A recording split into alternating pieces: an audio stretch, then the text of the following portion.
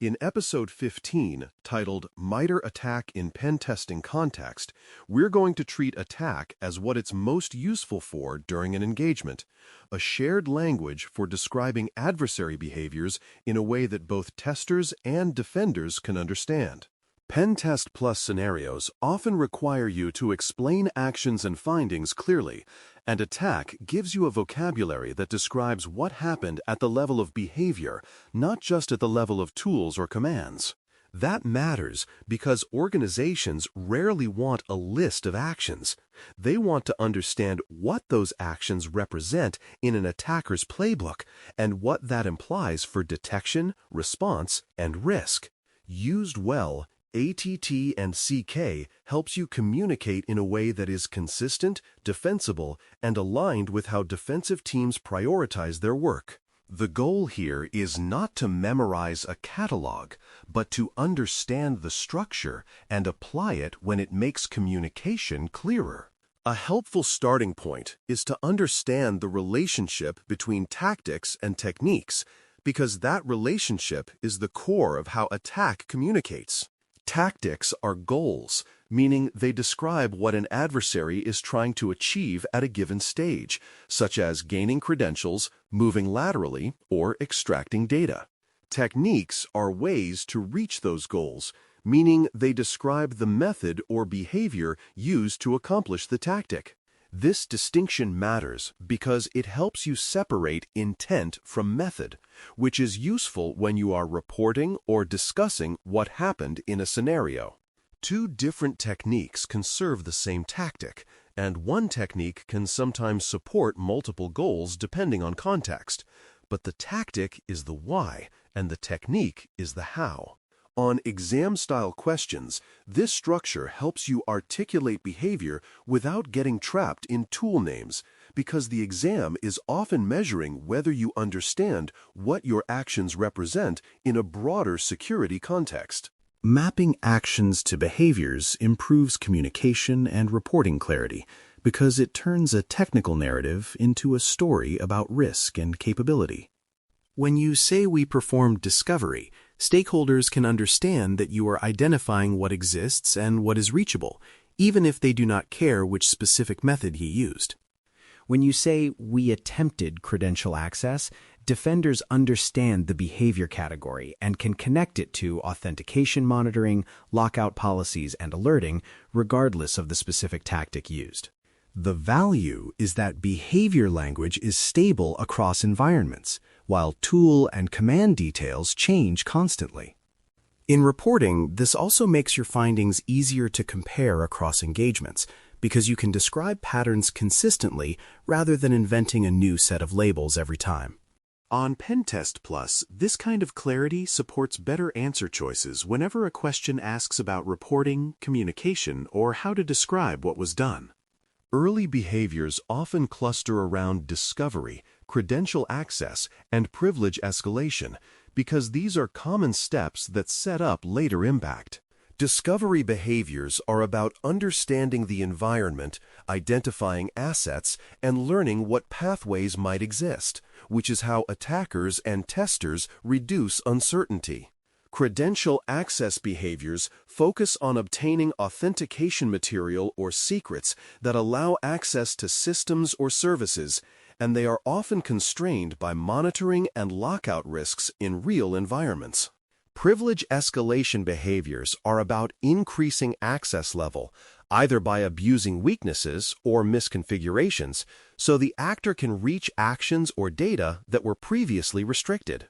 In exam scenarios, early behaviors are often described as finding systems, identifying services, understanding identity boundaries, and then making a move that increases capability. Recognizing these as behaviors helps you stay disciplined about sequencing because you can see which goals have been achieved and which have not. When a prompt suggests you are still in discovery, answers that jump to late-stage behaviors often become less defensible. Lateral movement behaviors relate directly to trust boundaries because lateral movement is essentially the act of crossing from one trusted zone to another using an established foothold. Trust boundaries can be technical, such as segmentation or authentication domains, and they can also be logical, such as role boundaries or service-to-service relationships. In a pen testing context, lateral movement is not something you do automatically. It is a purposeful behavior tied to objectives and scope, and the exam expects you to respect that. The key insight is that lateral movement is often enabled by trust assumptions, such as, this system can talk to that system, or this identity is trusted in that domain.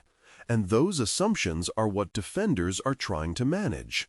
When you describe lateral movement as a behavior, you help stakeholders understand that the risk is not only a single vulnerable host, but a pathway through the environment. On Pen Test Plus questions, options that treat lateral movement casually often conflict with scope, safety, and objective alignment. Persistence behaviors can be described plainly as keeping access after restarts or changes, and the purpose of persistence is to maintain a foothold when the environment changes. In a pen testing context, persistence is highly constrained by authorization and rules of engagement, and it is often treated as a controlled concept rather than a routine step. The exam tends to reward answers that respect cleanup and stability, meaning persistence behavior must be justified, limited, and removed when the engagement ends.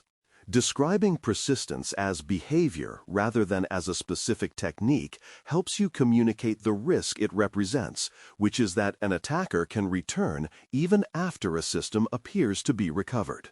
It also helps you reason about controls, because prevention and detection of persistence involves configuration, monitoring, and change management disciplines.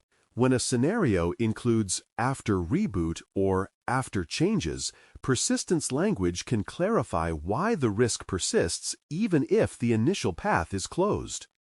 Command and control behaviors are about maintaining remote direction, meaning an actor can continue to influence actions on a compromised system from elsewhere. In a penetration testing context, this is a sensitive area because anything resembling remote direction can cross into higher risk behaviors, so it must be handled under strict safeguards and only when permitted. The key is to understand the behavior conceptually. Command and control is not just remote access. It is the ability to issue instructions and receive results over a channel that allows continued operation. For defenders, this behavior category ties directly to monitoring of outbound connections, unusual traffic patterns, and unexpected remote control relationships. For testers, describing the behavior clearly helps stakeholders understand what needs to be detected and blocked, even if the specific channel or mechanism differs across environments. On the exam, any option implying uncontrolled or unnecessary remote direction is often less defensible than an option emphasizing safe validation and strict alignment to rules. Exfiltration behaviors are the act of moving data out through chosen channels, and they matter because they represent the concrete step from access to harm. In a testing context, exfiltration is usually simulated or tightly controlled because of confidentiality and risk, and the exam often expects you to show that you understand minimum necessary evidence principles. Behavior language is useful here because you can describe what exfiltration would look like without actually performing harmful data movement, which supports responsible validation. Exfiltration also connects to controls because defenders care about channels, traffic patterns, and data movement behaviors that indicate loss. When you describe exfiltration as behavior, you make it clear that the risk is not merely data exists, but data can be moved out, and that distinction affects priority and remediation. On Pen Test Plus scenarios, the best answers often reflect careful proof of exposure without unnecessary data removal. A common mistake with attack is over-labeling everything, because not every action needs a taxonomy label to be understood. The language is most useful when it improves clarity, such as when you need to explain a sequence of behaviors, connect findings to detections, or communicate a pattern to stakeholders who already use the framework. Overuse can make communication worse by turning a simple explanation into a jargon-heavy recital, especially when the audience is not expecting it. A good rule is to use the labels when they help you communicate intent and method succinctly, and skip them when plain language is clearer. The exam indirectly supports this mindset because it rewards clarity and appropriateness rather than terminology flexing. If an answer choice seems more focused on naming than on explaining, it is often less aligned with professional reporting. Think of attack as a translator, not a badge. Now walk a scenario and translate actions into a tactic and technique description in plain language, because this is the practical skill the framework supports. Imagine a tester begins by identifying hosts and services in an internal segment, then uses that information to locate an account relationship that enables access to a more sensitive system, and finally validates access by performing a controlled action that demonstrates elevated capability. The early action maps cleanly to a discovery goal, because the intent was to learn what exists and what pathways are available. The subsequent action maps to a credential or access-focused goal depending on what was obtained or leveraged, because the intent was to gain the ability to act with a specific identity. The controlled validation step maps to privilege escalation behavior if the tester moved from limited capability to higher capability, because the goal was increased access. You do not need to name a catalog entry to do this well. You simply state the goal and the method, which is the core of tactic versus technique thinking. Defenders use the same language to prioritize detections, and this is where behavior mapping becomes a bridge between offensive findings and defensive improvement. If you report that you performed discovery behaviors and were able to do so without being noticed, defenders may prioritize detection coverage for that stage rather than focusing only on late-stage impact. If you report credential access or privilege escalation behaviors, defenders can connect those to authentication telemetry, suspicious access patterns, and control hardening priorities. Lateral movement mapping helps defenders understand trust boundary weaknesses, which can inform segmentation, identity policy, and monitoring placement decisions. The shared language also supports collaboration because the defensive team can say, "We have coverage for this behavior, but not that one," and you can adjust validation safely within the engagement's rules.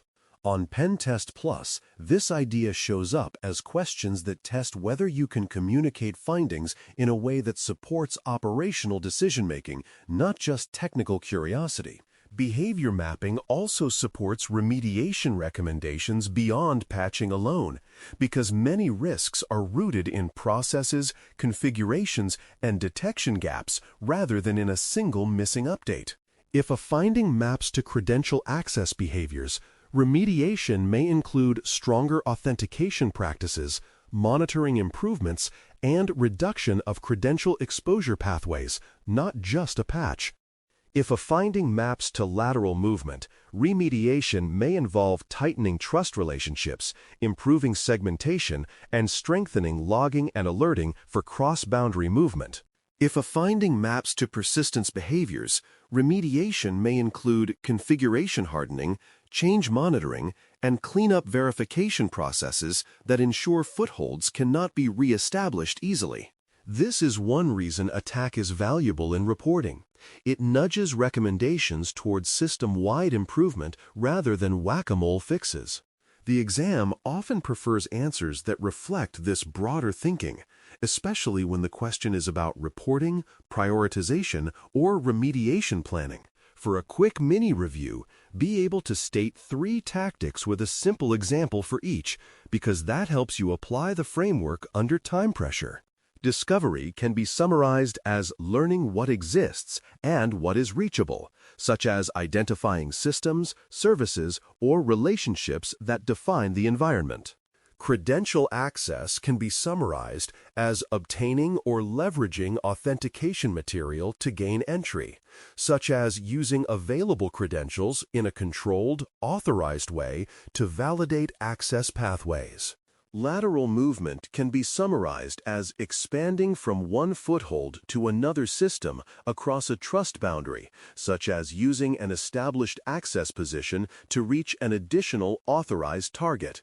The point is not to recite a catalog, but to speak in behavior goals and methods in clear, professional terms. When you can do that, you can translate a scenario quickly and communicate it in a way defenders can use. In this episode, the main benefit of attack is that it provides a shared language for describing behaviors, which improves communication, reporting clarity, and alignment between testing and defense. Tactics describe goals. Techniques describe ways to reach those goals.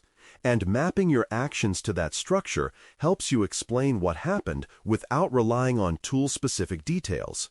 Early behaviors like discovery, credential access, and privilege escalation set up later behaviors like lateral movement, persistence, command and control, and exfiltration, and the exam expects you to respect scope and safeguards when discussing them.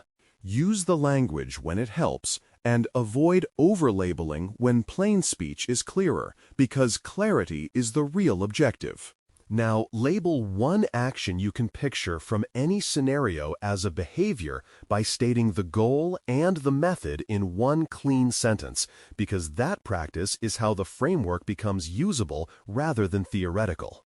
When you can translate actions into behaviors calmly, you communicate like someone who understands both the attacker's playbook and the defender's priorities. Thanks for listening. For more audio courses, daily newsletters, and more, please visit BareMetalCyber.com.